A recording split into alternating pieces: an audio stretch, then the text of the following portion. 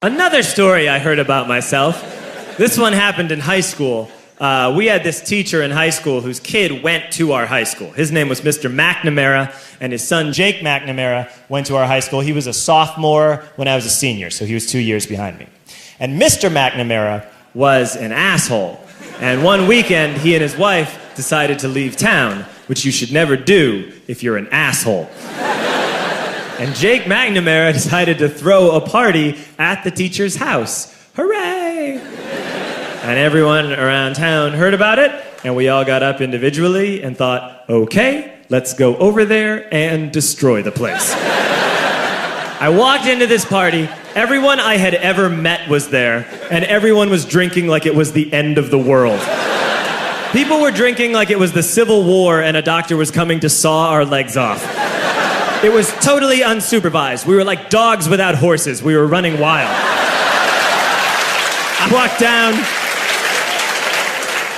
walked down to the basement. They had a pool table in the basement. One dude took a running start and threw his body onto the pool table and broke it in half. Another kid found out which room was Mr. McNamara's and went upstairs and took a shit on his computer.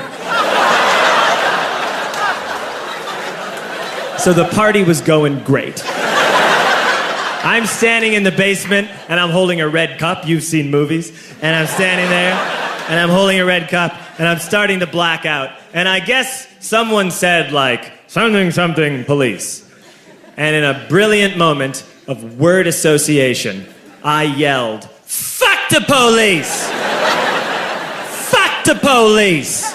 And everyone else joined in. 100 drunk white children yelling, fuck the police. With the confidence of guys who have like already been to jail and aren't afraid of it anymore. You know, that like, I serve my nickel, you come and take me confidence. But white children. The reason someone had said something police was because the police were there.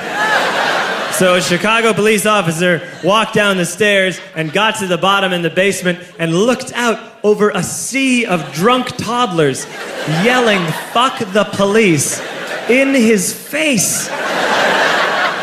And he was almost impressed. He was like, wow. And then he leaned into his walkie-talkie and went, get the paddy wagon. And my friend John, who is now a father, this man now has a baby, he grabbed a 40, smashed it on the ground, and yelled, scatter! And everyone ran in a different direction. We all ran in different directions. It was like that scene in Ratatouille when the humans come in the kitchen and all the rats go in different ways. We all ran in different directions. I ran into the laundry room and I jumped up on the washing machine and I crawled out through a window into the backyard, and now I'm running through the backyard and there was this big chain link fence and I thought, I've never climbed a fence that high before. And then I woke up at home.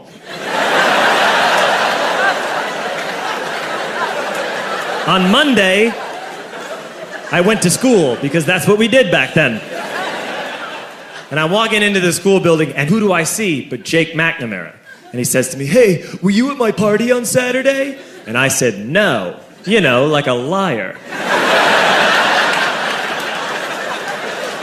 And he said things got really out of hand. Someone broke the pool table.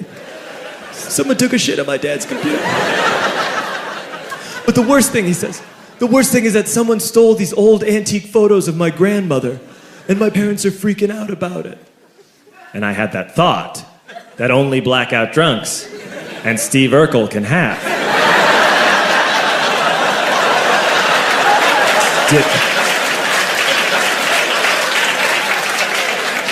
Did I do that? I figured, no, I wouldn't have done that. But I was never sure until 2 years later. Relax.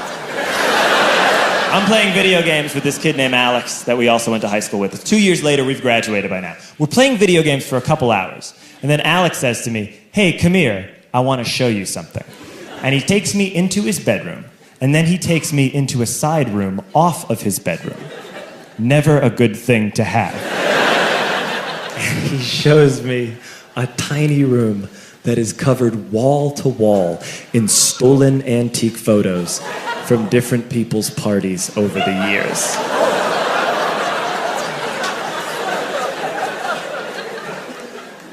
said, "Why? Why do you do this?"